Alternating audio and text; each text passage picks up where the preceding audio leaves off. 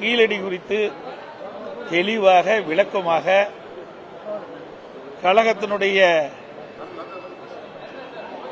ஒலிபரப்பு துணை செயலாளர் அவர்கள், முன்னாள் அமைச்சர் திரு பாண்டியராஜன் அவர்கள் விளக்கமாக கீழடி அகழ்வு ஆய்வு குறித்து தெளிவான பதிலை கொடுத்திருக்கிறார்.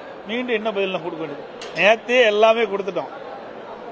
மாண்புமிகு அம்மா இருக்கின்ற பொழுது என்னென்ன நடவடிக்கை எடுத்தாங்க, அம்மா மறைவுக்கு பிறகு அம்மாவுடைய அரசு கீழடி அகழ்வு ஆய்வு ஆராய்ச்சியில் எப்படியெல்லாம் ஈடுபடுத்தப்பட்டது என்ற விளக்கத்தை நேற்றைய தினமே தெரிவிக்கப்பட்டு பத்திரிகையிலும் செய்தி வந்துவிட்டது, ஊடகத்திலும் செய்தி வந்துவிட்டது. கேள்வி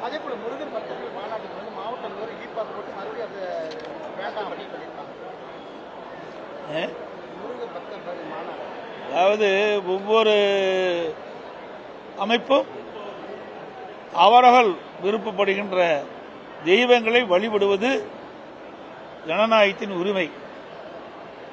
அந்த அடிப்படையில்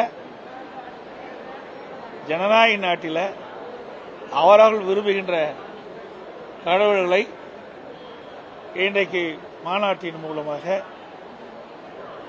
அந்த அமைப்பைச் சேர்ந்தவர்கள் அங்கே மதுரையிலே மிகப்பெரிய மாநாட்டை நடத்துகின்றார்கள்.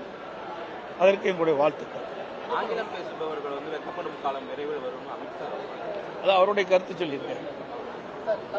அவருடைய கருத்து சொல்லியிருக்காரு. ஒவ்வொருத்தருக்கும் ஒரு கருத்து உண்டுங்க. கருத்தின் அடிப்படையில் ஒவ்வொருத்தரும் ஒரு கருத்துக்களை சொல்லலாம். தாய்மொழி என்பது முக்கியம் என்று சொல்லியிருக்கிறார். அனைவருக்கும் தாய்மொழி என்பது மிக மிக முக்கியம். அந்த தாய்மொழிக்கு கொடுக்கின்ற முக்கியத்துவத்தை விட ஆங்கிலத்துக்கு அதிகமாக முக்கியத்துவம் கொடுக்கின்ற என்ற பொருள்பட தான் அவர் சொல்லியிருக்காரு.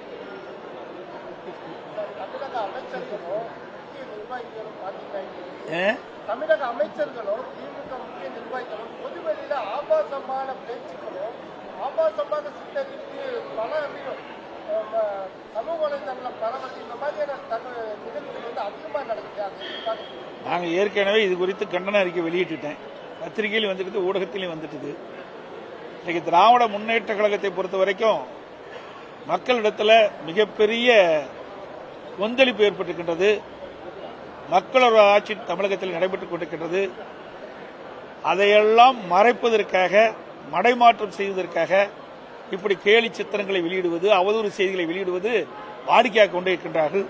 இதற்கெல்லாம் 2026 சட்டமன்ற தேர்தலிலே மக்கள் அவர்களுக்கு தக்க தண்டனை வழங்குவார்கள். யோகாசனம் ஒரு மிக மிக முக்கியமானது. உடல் ஆரோக்கியத்திற்கு மிக மிக அவசியமானது. அதை பாரத பிரதமர் அவர்கள் முன்னிருந்து நடத்துகிறார். அதற்கு என்னுடைய வாழ்த்துக்கள்.